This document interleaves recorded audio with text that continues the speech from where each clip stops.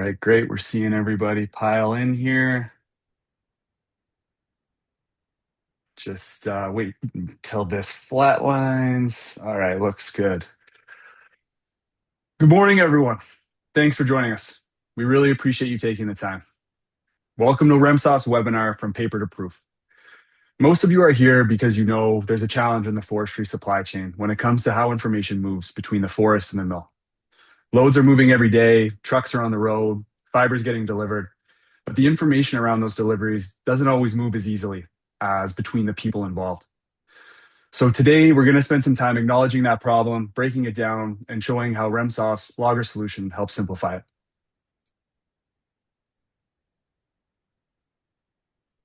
Here's how we'll spend our time.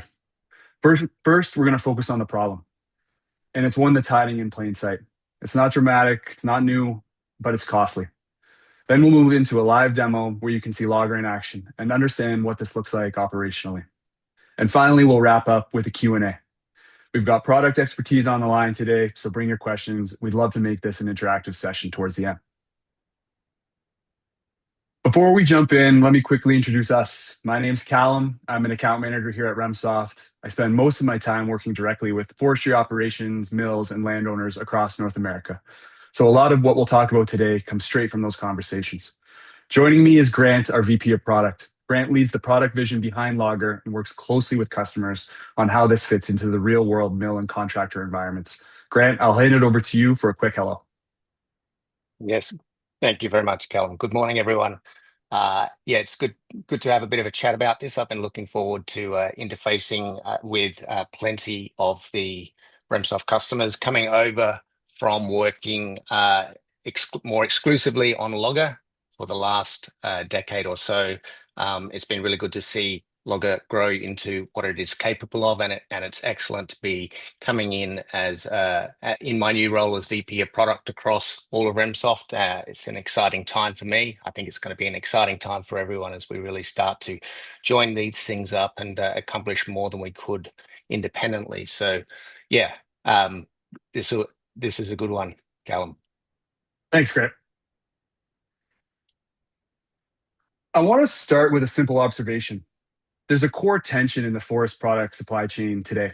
Loads move daily, trucks are constantly in motion, fibers flowing, but money moves weekly, sometimes even slower. And information, that's even more inconsistent. Sometimes it's a phone call, sometimes it's a weekly summary, sometimes it's a spreadsheet emailed around on a Friday afternoon, or a bag of tickets left in a mailbox. Meanwhile, expectations around compliance and proof are increasing. Customers want documentation, regulators, traceability. Sustainability teams want verification. The challenge is that most of these systems we're using today weren't built for that level of visibility.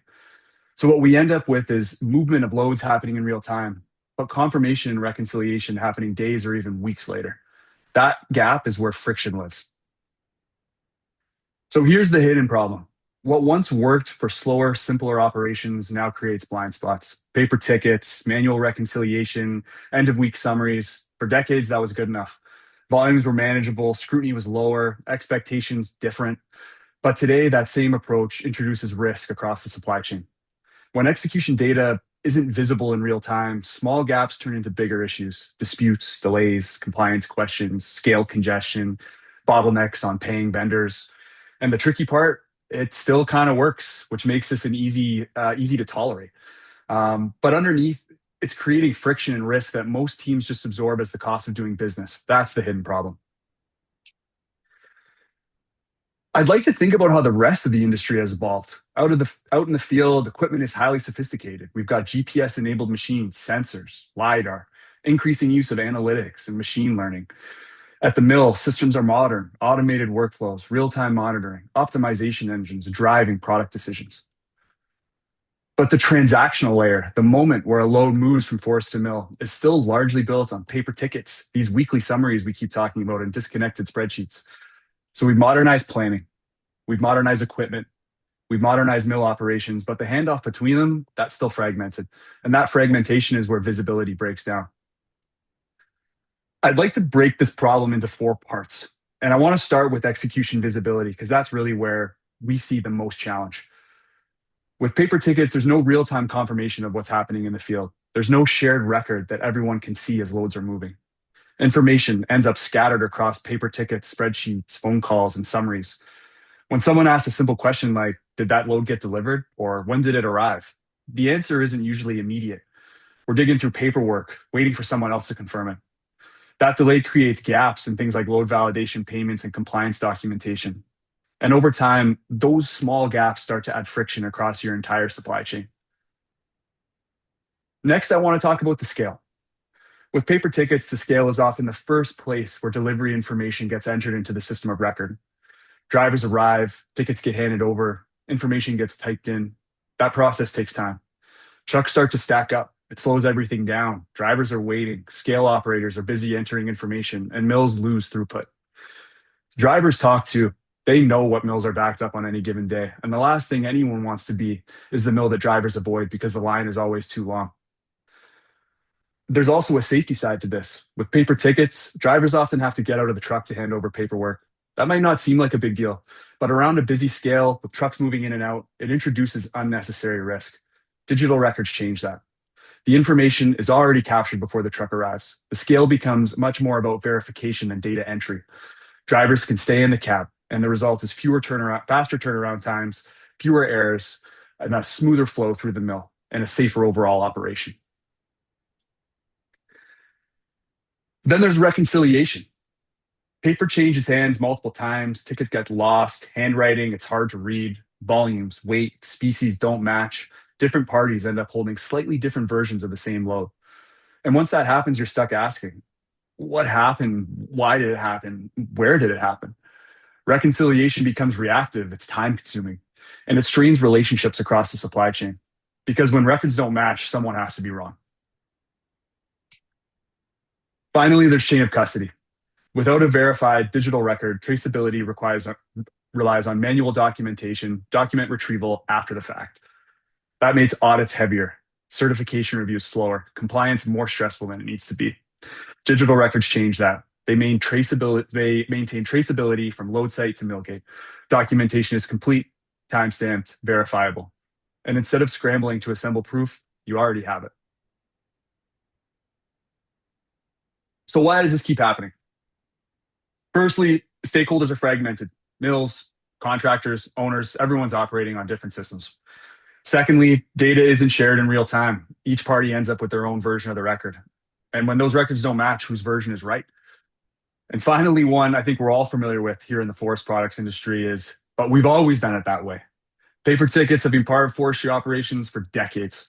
They're familiar, they seem inexpensive, they feel simple, but the costs are hidden. They show up in scale delays, reconciliation stress, compliance stress, and friction between your supply chain partners. Individually, those costs may seem manageable because they're spread across different teams. Collectively, they're significant. You're here today because you recognize something important. This isn't a mill only problem. This isn't a contractor problem. This isn't just a landowner issue. It's a multi party supply chain. When execution breaks down, it doesn't impact just one stakeholder, it impacts everyone connected to that load. So if the friction lives between parties, the solution has to connect to those parties. Over the next few minutes, I want to walk through the primary stakeholders in this supply chain, what their day to day pain points look like, and why visibility matters differently to each of them. Because the goal isn't just about digitizing tickets, it's creating a shared system of record that works for everybody involved. I want to start with the landowner or the forest manager. For this group, the question is pretty simple. What's leaving my land base? Today, that visibility is delayed. It comes often in the form of weekly summaries or paper tickets and envelopes that show up after the fact. So they're trusting that contractors are delivering what they say they're delivering to where they say they're delivering it. They're tracking paper tickets. They're reconciling summaries. They're often a step removed from real-time execution. But with the UDR coming, sustainability requirements increasing, that level of trust without verification just isn't enough anymore. We need real-time confirmation. We need verified timestamps. We need proof that where the fiber went, not days later, but immediately. Logger gives them that visibility in real time, not after the fact, not reconstructed later, but as loads move. And that changes the dynamic from trust-based reporting to verified execution. Next up, the mill. Mills are feeling the pressure from two directions at once. On one side, there's operational efficiency. We've talked about those slower turnaround times at the scale, manual ticket handling and handoff, staff rekeying information, trucks waiting longer than they should. On the other side, there's compliance, chain of custody. We've talked a lot about the growing needs of sustainability reporting and audit requirements, and the increasing scrutiny around residuals and EUDR. In the middle of all that, mills are also managing reconciliation disputes, contractors questioning weights, species, destinations, payment calculations, and deductions. When records don't align, it creates friction, slows down payments, impacts cash flow, and burns time that should be spent elsewhere. Paper makes all of this heavier. Logger connects the field to the scale in real time. Data flows from the truck to the mill system, creating a single shareable record that everyone can see. That means faster throughput at the scale, fewer disputes, clear documentation, and less retroactive cleanup. This isn't just about digitizing tickets, it's about reducing operational drag. Finally, let's talk about the service provider, the contractor. This is where the system really lives. It's in the cab, it's in the truck, it's in their day to day workflow. And for contractors, this is personal. Their business depends on getting paid accurately and getting paid quickly. Now, I've spoken with several people on this webinar that I saw looking through the registrations, and many others across the industry. And one of the biggest hurdles that we always come up with is contractor adoption. There's a perception that technology in the cab of a truck or in the cab of a loader is a barrier. I'd challenge us to think about why that is. If the only visible benefit to compliance for someone else, it's always going to feel like extra work. Meanwhile, contractors are dealing with lost tickets, mismatched weights, delays, waiting for mill summaries and month end reconciliation across multiple mills just to make payroll. That's operational stress. Logger changes that dynamic. Delivery confirmation is immediate. Weights are visible right away. The record is shared. By the time between delivery and financial clarity shrinks dramatically.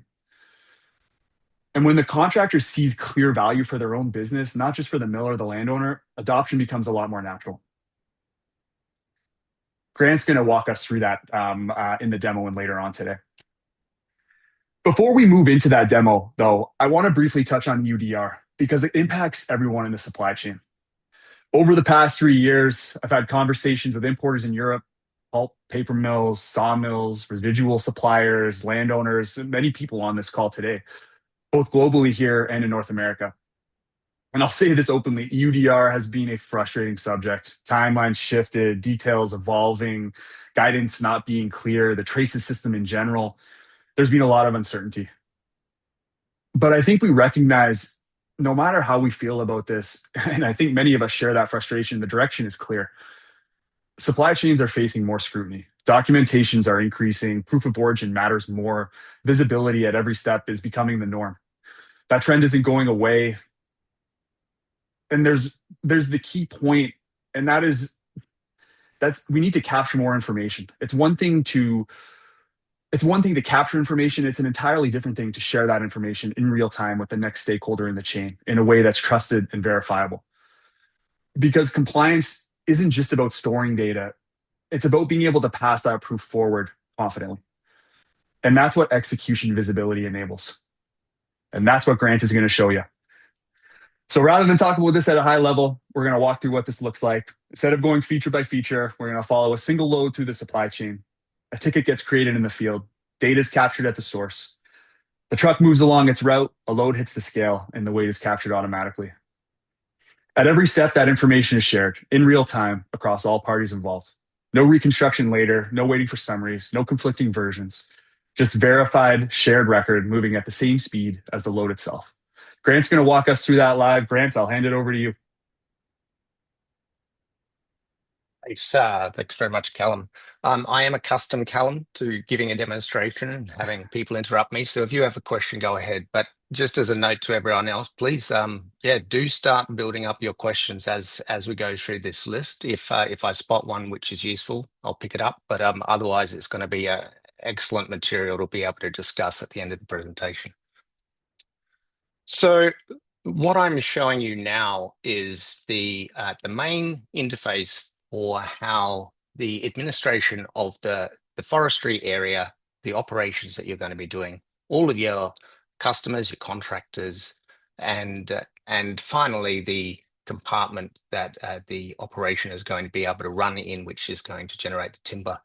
So as I go through, I'm going to go through a process flow, which will give you an idea from a party's perspective on what you see. So this is where it all starts. And as you can see, I'm on the dashboard. I'm in Adelaide and I've got an operation down here, which is called Rockford. And if I just flick it open, there's also dashboards, and I just minimize them because they're very uninteresting. I'm in a test demo setup. These are some of the products I delivered to myself yesterday. But those real-time data analytics are available to everyone. So we have down here the base of how Logger powers things, and that is to try and put as much of the operational detail into one of these geopolygons. And these are pretty rudimentary polygons. You don't have to come from a GIS system, but a lot of our customers do. They just pipe them directly in, so it's all seamlessly integrated. So if I move in and show you one of these compartment setups, and we go into Rockford, and you can see down here the details. I'll hit my edit button. Basic details, give it a name, the year. We're set up as a sustainable supplier. That's myself, or it could be a landowner, and away we go. The first addition that we generally do, we could give an operation type, is we add our contractors, and we could add one or many contractors depending on how your operation works. Are you working with a prime that employs a lot of subcontractors, or are you working with all of the individual contractors? Both of those two are options. So we've got haulers, harvesters, you can have crews, you can have loaders. And here is our details. Now, just to show you how simple it was, we can just move our little polygons around, and this here is going to create the boundary around our harvesting area. Now, the reason why this is important is Logger seeks to almost eliminate any data entry that any driver or any crew has to do. Instead, they're detected just in this boundary here via GPS, and then all of the rules that you've programmed into the system become available to the driver. And I'm about to show you what that looks like. This is a very simple setup. We're actually going to one mill. It's called Malvern Mill, and we've added 2 products. I can add as many mills as I have in the system, and I can then add products. There's a number of other things you can do to make this easier. I'm showing you as well. Just note, I'm showing you the user interface. Many of our customers use other upstream systems, other ERP platforms, or other forestry management solutions and systems. And many people use the API to put this directly in. But even in that situation, some people will also do final sort of a day of adjustments to these parameters. So in essence, we've got a contractor who is capable of doing the work to this delivery location of 2 possible products. And we'll just save and close that operation. So that is all set up, and I'm just going to wake my phone up and shift across. Here we go. So I now have my phone, here it is here, connected to the to my computer, and I'm just going to show you how the driver experiences the workflow. The driver would log in, and after logging in, they're fronted with the beginning of their shift history.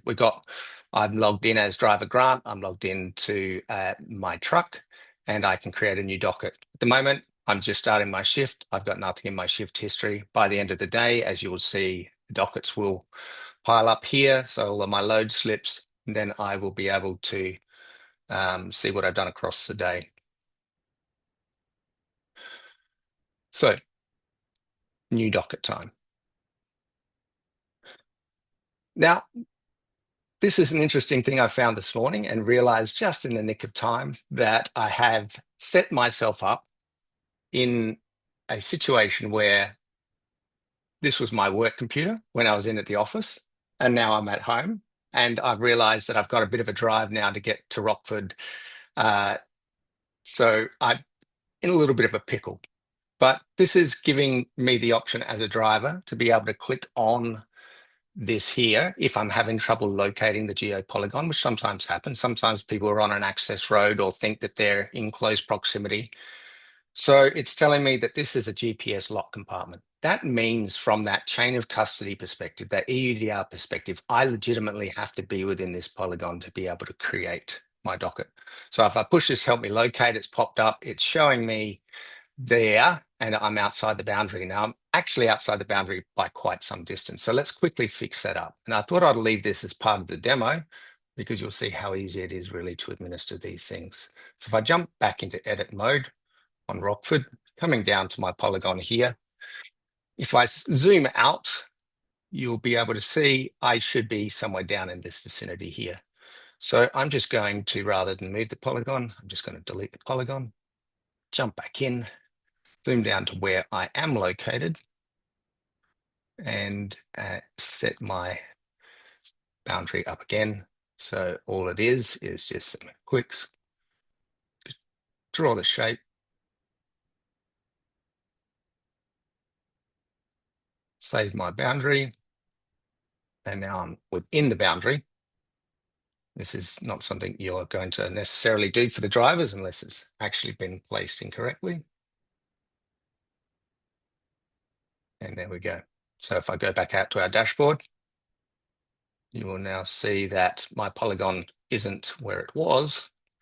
And now it's going to come down and join two other setups that we've got. So I have Riverford and I have Rockford. They're the two operations that are in action at the moment, and I have the Malvern Mill. It would be unusual in reality for a mill to be overlapping with one of your operations like this. The reason why I'm doing it is because I'm not going to get into my vehicle and go for a drive. So I need to actually be located within the mill, because just as we do with the operational boundary, we also geotag the mill, box up the mill, and that stops a customer, that stops something being delivered to a mill that is inappropriate. So you're not going to be able to send the incorrect load to a mill. So let's now see if I jump back into my driver app, cancel that, just hit my refresh button, and we'll go new docket again. Let's just make sure that I've got the latest.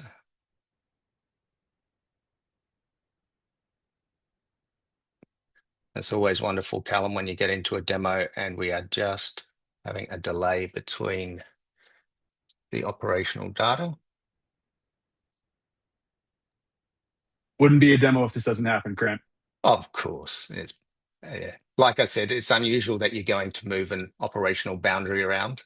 So it's not typical, but it is a reasonable question that people ask about how these geolocation works and how hard it is to manage one. And it's not particularly hard at all. We just have to wait for the systems to synchronize. And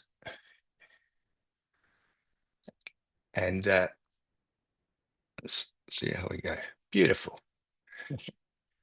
All right, so now we've got the compartment available to me. So if the driver is in the right location, they will come immediately to being confirmed. And you note that the driver is always informed, even of a choice where there is only one choice. And typically there is only one choice of a polygon. Sometimes you'll legitimately see two if they're sharing a boundary, or if you're on some sort of landing area where you're going to do your uplift from, there may be two overlapping boundaries. And in that case, if the driver is eligible for both, it will present both options to choose from.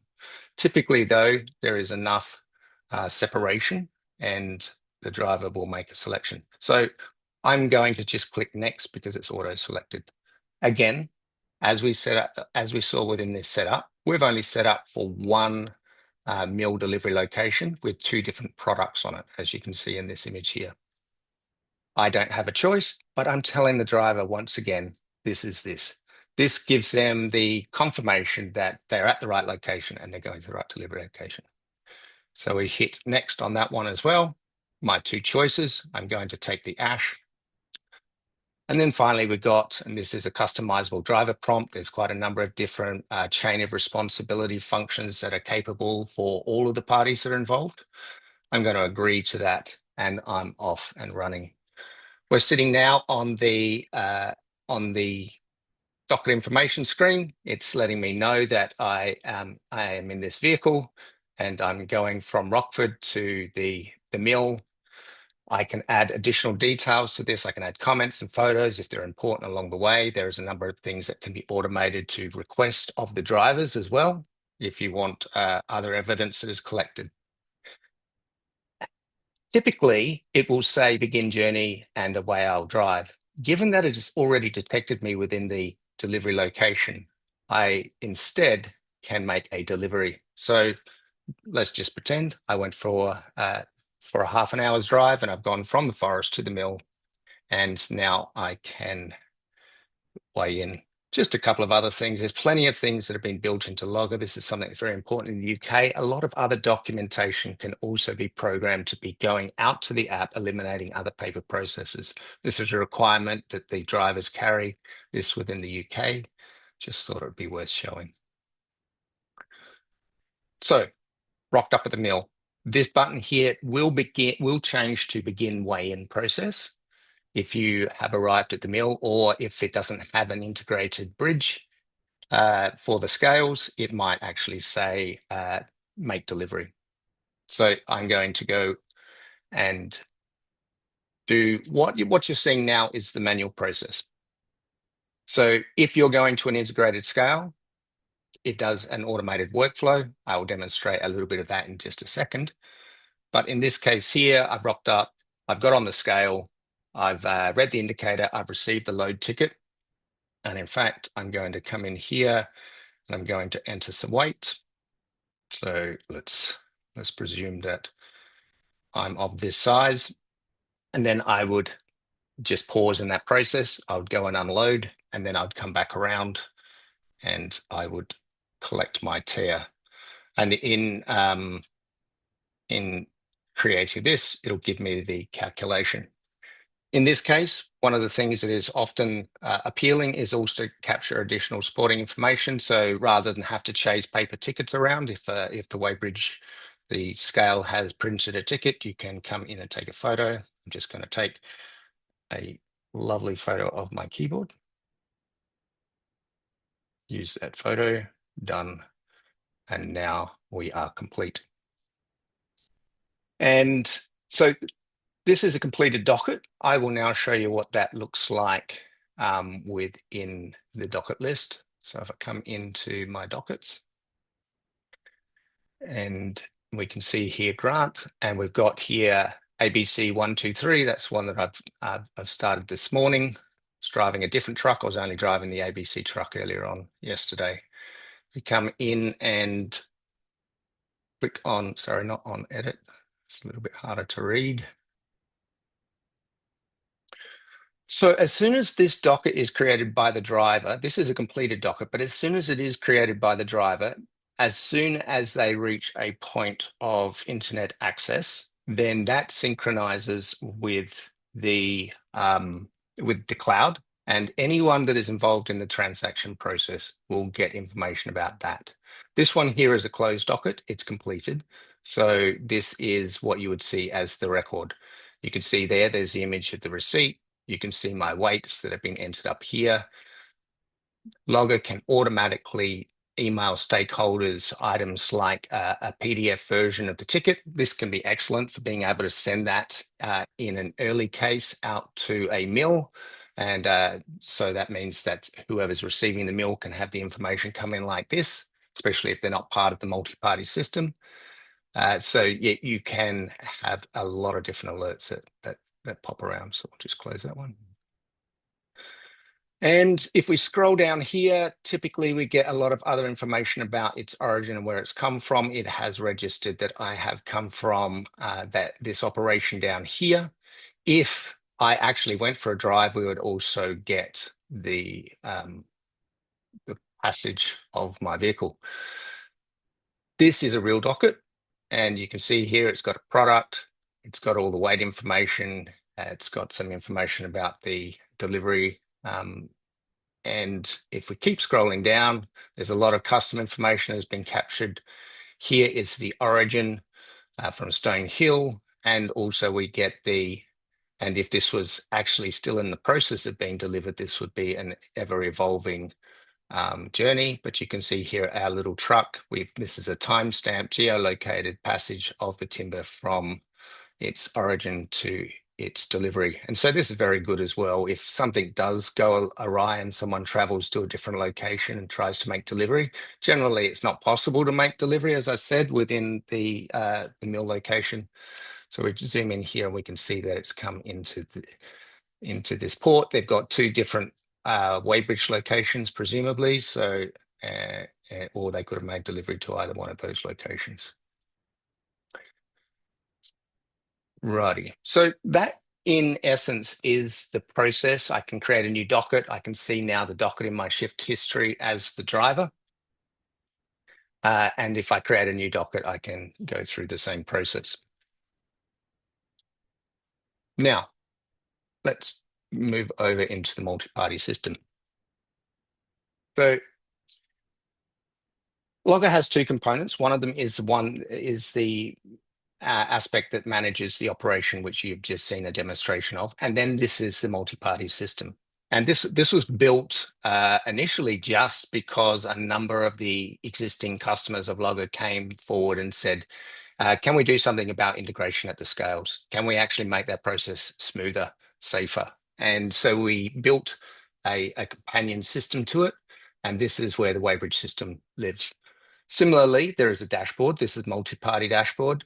I've just turned on two regions. I didn't really expect, it just gets, it goes to show just how early forestry starts, because it's fairly early here for me, but everyone's already off and racing. You can see trucks here where the grey ones are trucks without loads, and the ones that are opaque are the ones that actually have a load. Now I could go into this one here and have a look where Lindsay is traveling to and from. It actually tells me on the screen. So if I knew something about their compartments, the mills, that makes a lot of sense to me. These are the active dockets that are in action for this user.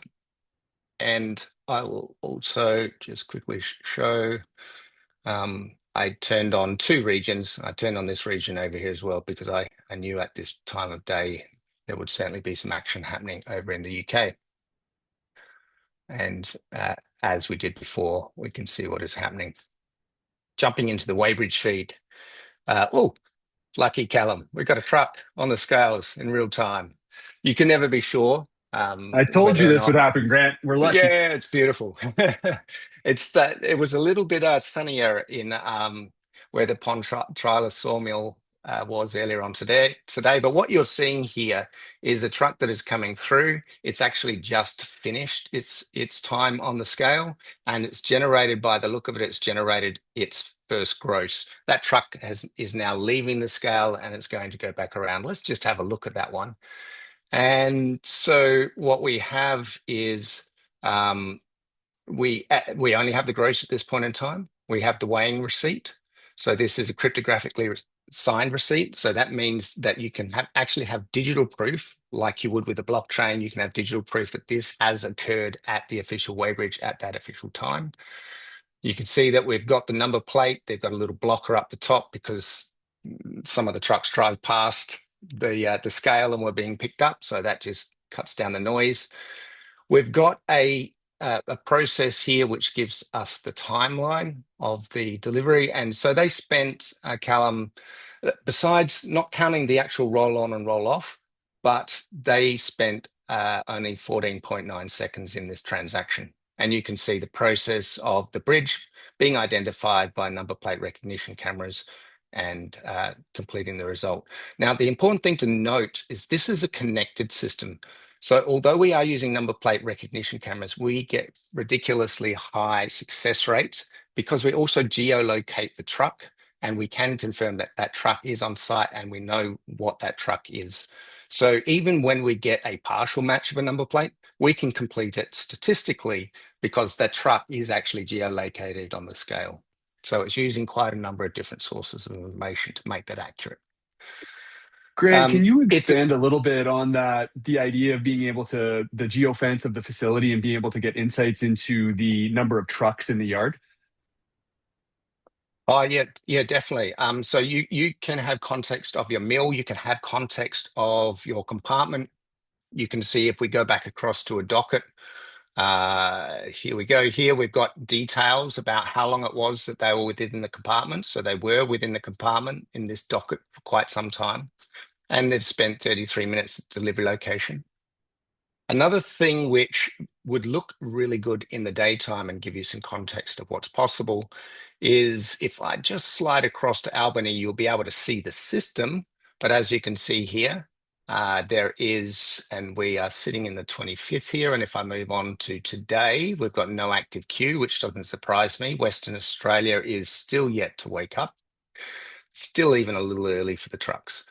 But what we have here is the ability to be able to zoom in on their environment, their mill. You can see here the mill is blocked out in the pink. And we can also see this area here has actually been set up to manage their queuing process. So as this queue gets busier, then you'll see the trucks come on in. And I do believe I took a screenshot earlier on, and I'll just switch over to so you can see some of the trucks in here. This queues the trucks outside the mill in the official queuing spot, so they don't have a lot of room in the mill before you hit the scale, but they've got actually official areas for the trucks to park. And this is managing the queue. So I'm logged in as Peter. I'm one of these trucks here. Looks like Malcolm's in the lead. He will be called into the mill when it's their time to be able to take position on the scale. This was important for them because they have these are chip trucks where they've done the infield chipping, and they have the tippers that tip the trucks, and there's quite a choke point there as they get trucks into the mill. So yeah, you get a lot of real-time context of what's happening. And even though that you're seeing these are the ones that have entered the mill zone, you also get the context, even ETAs, as soon as that uplift occurs. If they're driven into a location with internet access, then you will understand that they're off and heading towards your mill. But as you can see there, I'm glad I took the screenshot. It's pretty empty at the moment. It's an internet connected cloud system, so I'm able to tap in and have a look at the bridges that I've set up a number of the bridges that are available. But you can see here again, we're sitting, if we look at Forrico Longreach in Tasmania, where it's still not into daylight there, it uses infrared to be able to spot the number plate while it's dark. So if I just bring another one up, this one here. This one's got two measurement tickets. So this is the gross and the tear. You can see there that the truck has been identified by the number plate. This one spent 9.8 seconds collecting the information, and then they would have rolled on and rolled off on top of that. To give you context of what that looks like from the driver's perspective, it's quite automated. I'll just jump to my screenshot though and give you another perspective. So we built this system during COVID. We were all in lockdown. People were having trouble. Some of the reason why they wanted to do this is that drivers didn't have to get out and interface with people at the scale. We had to have a way to be able to roll this out from our offices. We built this little plug-in computer that plugs into any weighbridge, into the indicator, and put a camera up, and away it goes. I can mention there are other ways to identify trucks as well, not just by number plates. Some people use Dallas keys and RFID tags and things on the trucks. This is the view that the driver has. They get to see their own vehicle on the truck, and they can click to accept the weight. So there is a synchronization process. My images don't match. This is just for communication purposes. But the truck will see their photo on the bridge. It will tell them what they're logged in as, and it will offer them the weight, and they can accept it. There are processes that if something has gone wrong, which inevitably something can, there are ways that the driver can self-serve, and we still collect all of that information as to what has happened. Is that a good place, The Grant? I can see a ton of Yeah, questions yeah, rolling in. that's pretty well it, Callum. In a nutshell, maybe the only one that you did mention, and it's pretty easy just to look at, is the compliance documentation that we collect about the deliveries. So from last week, these are all of the deliveries and the summaries of the deliveries that have been made. And we include all of the GeoJSON boundaries in quite a number of different possible formats. So these are I'm probably scrolling too fast for a video call. These are the boundaries that have actually been created of where the timber has come from. And this is propagated forward to all of the people within the chain who are interested in seeing this. So yeah, and probably one last thing. This here is, I'm logged in as a Logger staff, but I've got permission to give a quick demo. This is Hola Harana. You can see here, this is a license that a contractor could take. They can actually see all of their dockets. They can see not only their dockets that they do if they're working across parties, they can actually see the dockets by delivery locations, or they could filter it via the groups that they're working for. So this contractor works for 3, they can actually filter that down and say, just show us 1, and then they can apply the filter and away they go.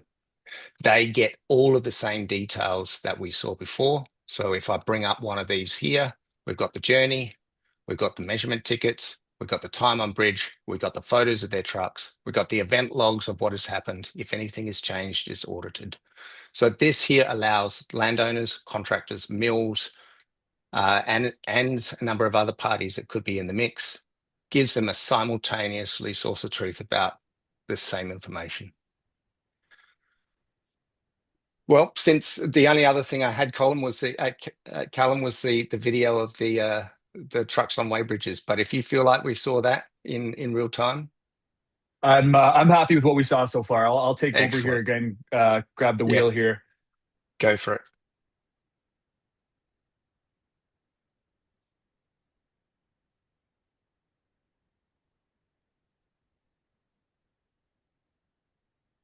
Okay.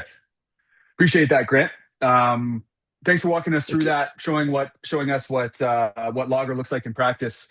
Before we move into the Q&A, I just quickly want to reinforce what really matters here. This isn't about replacing paper for the sake of replacing paper. It's about verified execution data captured at the source. It's about faster scale throughput, trucks spending less time waiting and more time moving. It's about multi-party visibility, everyone seeing the same record at the same time. And it's about chain of custody, being able to trace a load from stump to mill with proof that holds up when someone asks a question.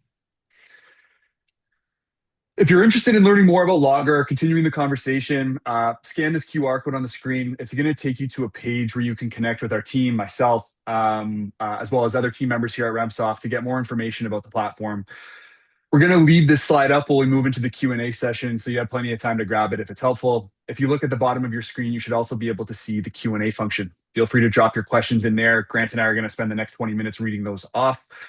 For those of you who need to jump, thanks for taking the time to join us today. We'll be sending out a recording of the webinar in the next 7 to 10 days, so keep an eye on your inbox for that. Feel free to share it with any colleagues that might find it useful. For those of you who want to stick around, as I said, we'll spend the next 15 minutes here going through your questions. We probably won't get to everyone, just seeing how many questions have rolled in. That's great. We're going to keep track of these, make sure we follow up with them afterwards. So let's jump right into it. I'm going to pull up the Q&A section here. All right. All right. Well, starting from the top here, this one might be more for you, Grant. Technology in the cab, we're hearing, is a barrier. Based on your experience rolling this out in Australia, what does contractor adoption actually look like? Yeah, it's good. I suppose starting back at the beginning, Logger was built for a customer of the software agency that I used to run, and that was built in in 2013. So it ran for quite some time, and then they said other groups were coming online, and they had heard from the other groups that were trying to put e-docketing platforms in place that they were getting resistance from their drivers, and they said they'd heard nothing but good things about it from their drivers. So the rest of the industry approached us, and really from day one, it's been the drivers themselves that have just gotten behind Logger and labeled it as one of the easiest and simplest to use. So it was very common for a contractor that would work across landowners, suppliers, and mills to say, "You got to use Logger. It's the only one that's ticking the boxes." So yeah, it's been excellent. So Thanks, Grant. yeah, yep. I think it's an important insight here as we think about, the barriers, the common barriers we hear here in North America around contractor adoption, and just hearing how, by being able to provide value back to the contractor, how easy, getting them on board has been. So, Mm, um, next question is around integration. Here we have I've seen a couple of these questions pop through. My organization uses LIMS as our system of record. Can Logger integrate with systems like that? Can you talk a yeah, little bit about the absolutely. API, Grant? Yeah, yeah. Everything's API first. So as you can see, this is a connected ecosystem. You can see a number of different applications themselves within Logger, and they're all talking to themselves fairly well in real time. Um, LIMS is something that's already integrated into Logger. So we already have customers that are co-customers of both of those products, and information goes directly backwards and forwards and can come back in again after reconciliation processes to update Logger. So there's no trouble with LIMS. But plenty of other ERP systems and forest management systems are also integrating directly into Logger. Probably over half of our customers will go directly in via their other systems into Logger, and some don't even touch Logger. Thanks, Grant. Let's see, next one here. I'm seeing a number of questions around connectivity. We've had a Mhm. few people ask, what's possible? Can you continue to use the driver app in an online state? I think the you kind of covered this a little bit, but overall, Grant, I'll hand it off to you. Yeah, there does need to be some points of where the driver collects the latest information before they start. So typically at the beginning of the day, you just set up a standard operating procedure where the driver will log in. And as long as they're within internet connection at the beginning of the day, then that information will update. So typically people only update their operational details. They don't move things around like I did today, the night before, and then there is no trouble. And that truck driver can operate offline for the whole day. All of the details are loaded onto the phone. Generally at mills as well, typically there's a reasonable internet connection at mills. We try and ping operational details at any time the truck driver does come online. There are other offline mechanisms to be able to transfer. I think I saw one there. Can you do it in the forest? Can the crew or the loader interact? Yes, we have other. We've even gone down to the most foolproof method, and that is transferring details across a QR code. But there are other mechanisms of handling offline communication as well between the devices. Sounds great. That kind of answers one of the other questions we had here, which Yeah. was how can loaders exchange load information with trucks in the forest? And if so, does this work without connectivity? Yes, and drivers as well can actually exchange load between drivers in the same sort of way. Yeah. I think that also touches on a question someone had here around. Saw another. Wow, we got a lot of questions so far. That was a sort of a Very two for one interesting. question. So, Yeah. next one here. Please explain how data is saved slash synced for loads in process. In your example, the docket was posted when the load was scaled in. It was Can you see complete. Yes. dockets? Can you see dockets that have been created but not yet delivered? Is there a post save button for the driver to select at each stage of the process? For example, loaded and leaving the job versus scaled in and scale out. I think I understand the question. The key is that there is always a running log of whatever the driver is doing throughout the activity, and other aspects, other things can be built into the workflow that people want to capture as well. So that's always running even if the driver's offline. But any time that driver actually reaches a signal, then that is transferred up to the cloud and updated. So if you're in a relatively good area of signal, it's almost a real-time update, and you can ping that driver along the journey at any point in time. So yeah, you do get to see a number of different states. You've got started, active, at meal, delivered. So there's a number of other events as well that can occur, and you can even have subscribers, other people who are subscribers, be able to receive those updates as well. So it's very good. So if something is on the way, a delivery location can get forewarning that that truck is now registered that it's it's traveling out.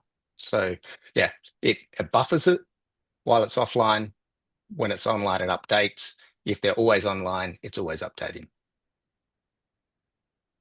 Thanks, Grant. All right, next one here.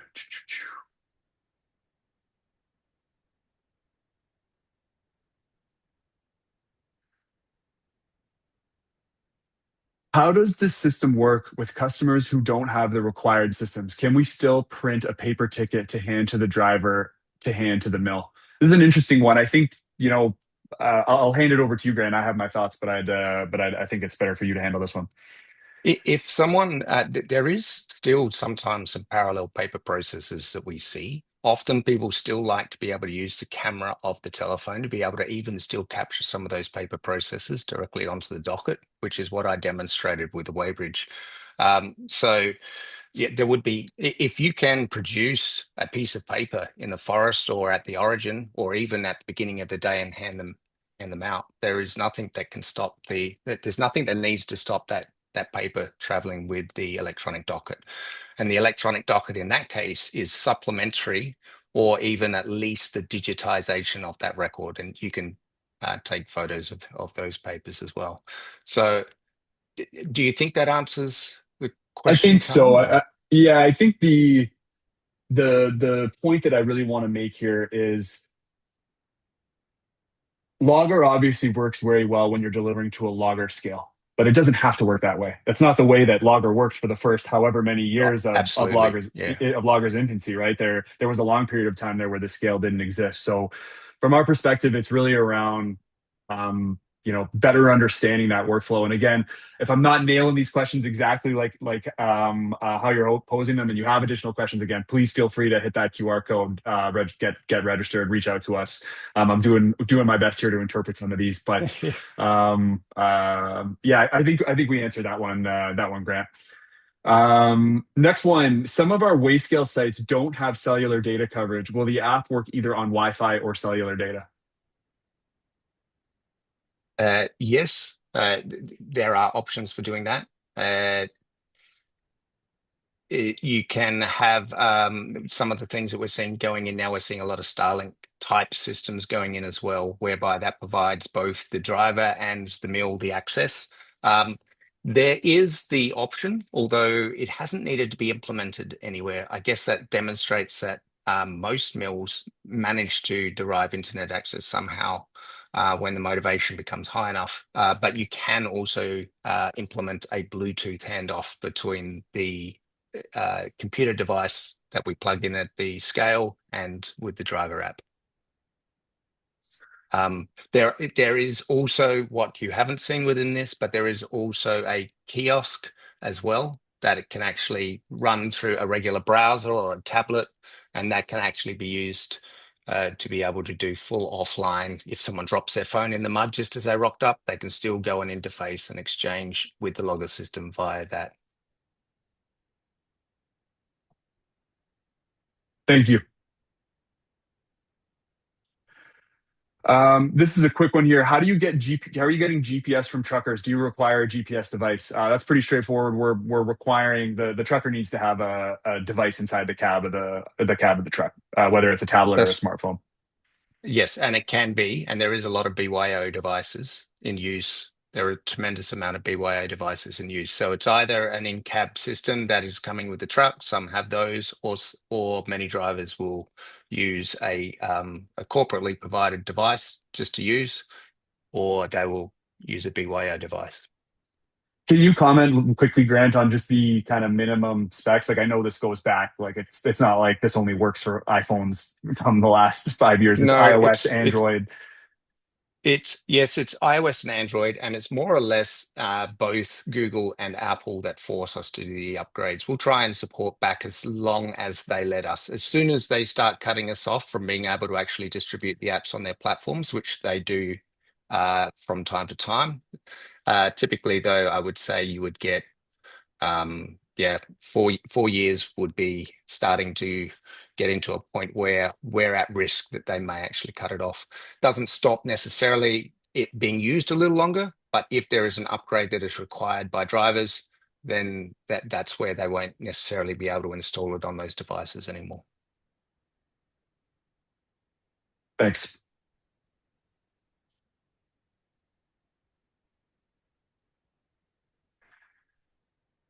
We've got a question here about BC and Alberta. Do you have approval from the ministries in those provinces and licenses to use the system? This is something we're working towards right now. These conversations have started.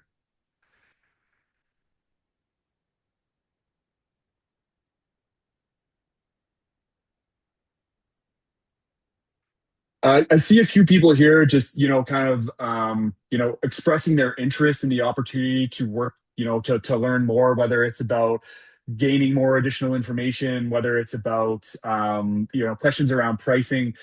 More than happy to go through these topics. Again, feel free to visit our website. As I said, you can take a quick, scan of the QR code. You can kind of register your interest there, and we'll make sure to have the right people reach out to you. I did see one there, Callum, which I think is a very common question that I just wouldn't mind commenting Yeah. on. It's the question of the multi-party data and who accesses that and who owns it, and how do the sharing sort of agreements happen.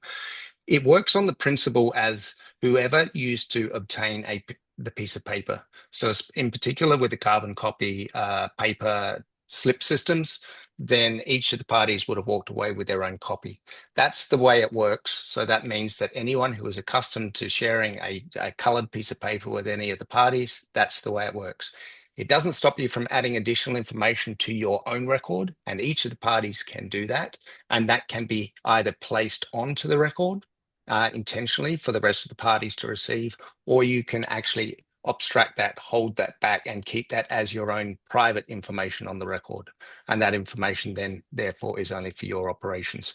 So there's ways to be able to add to the record for everyone to see, and there's ways to be able to keep that data private. So So basically, yep. go ahead. Go ahead. Yeah, so basically just think of the paper in the way of how we've modeled the system. That way that we don't interpret that we're providing any extra information except for that default docket information. And that's we make that explicit with how we describe and the system. And then it's up to the parties to decide what further they contribute to each other. And some of that becomes very useful because some of the information they used to exchange between each other can now go onto the record and be instantaneously available.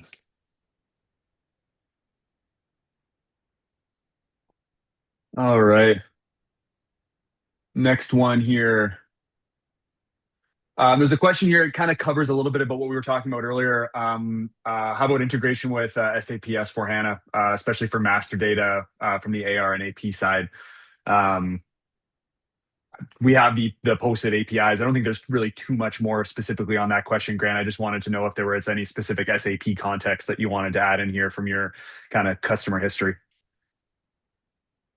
No, it's an open API standard API. It's fully documented. It's relatively complete. There's not much that that our system can do that you can't do via the API. Yeah, it's and that can be readily obtained if they reach out and want some of the API documentation methods.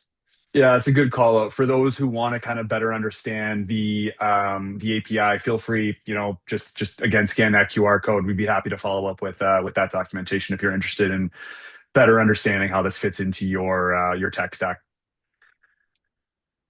All right, well, it's 11. I've got time for one more here. Seeing one here on EUDR. We're getting lots of questions from our customers about EUDR. How are companies actually using Logger today to help meet those types of traceability and documentation requirements? I know you kind of hit this a little bit, Grant. Do you want to is there any extra additional Yeah, flavor? yeah. Well, there is, and I guess we didn't get a lot of time to talk about sort of what's in the pipeline and what's coming down. Logger already propagates that information forward as I was showing you, and that information can also be, if you're pushing that to the source, you could obtain that information yourself, package that up in the format that your customers might like. But if they're integrated with a scale, They don't even need to be integrated in the scale. As a matter of fact, they can still obtain docket information pushed forwards by taking out a license to be able to receive the information as the feed. And then any information that goes through, they can do the same thing as what I showed you. They can obtain all of that source information, which is another good reason of why the polygons are not only an important way of governing and simplifying the process for drivers, but all of that information is captured. And unlike a lot of systems where your customers might start requesting things of you into their own portals and things like that, this information pushes it forward. So any docket that's going forward gets that information. Mills are also starting to even use Logger to be able to go additionally forward. If there's a sawmill who is creating sawdust and fines and things like that, you can actually track further residual products to other interested parties who still might be interested, MDF board manufacturers. That information through Logger can actually go through those two stages and still propagate with a reasonable time sort of reporting in excess methodology so that the information is packaged at subsequent steps within the chain. There is also the ability to share information before the operation starts. So it's not just records of actual, but you can actually share with your customers that you're intending to form up your supply agreements with. You can actually show your operation before the dockets are commenced. That way they can see that the chain of custody information, that certifications are in the right place, forest practice plans, boundaries, they can do their due diligence. By the time the dockets start flowing, you're in a good spot. So we're at time here. I know there's probably we maybe only even got to half of these. So fantastic questions. We're at time here. So really appreciate everyone for joining us today. As I mentioned, we'll be sending out a recording in the next week or so. We're also going to keep track of these questions. So for those of you who actually added I'm just seeing a mix of anonymously submitted questions and, kind of users who have submitted questions where we have that information. For those of you who submitted anonymously and you feel I didn't answer your question, again, please reach out. I don't actually have another way of following up with you. So, yeah, with that being said, as I said, we'll be in the next 7 to 10 days. You'll get a recording of this. Feel free to circulate that internally. For those whose questions we have not been able to answer, we'll also follow up with you as well. Feel free to use the QR code to sign up to receive additional information, or reach out to us if you want more, if you want a demo or want to talk about what a pilot setup would look like. We're starting to work on a few of those here in North America in the coming weeks. So, as I said, if you have any questions, don't hesitate to reach out. Really appreciate everyone for joining today. This is going to be the first of more webinars that we're doing. So this has been a lot of fun. Thanks again, everyone, and enjoy the rest of your day.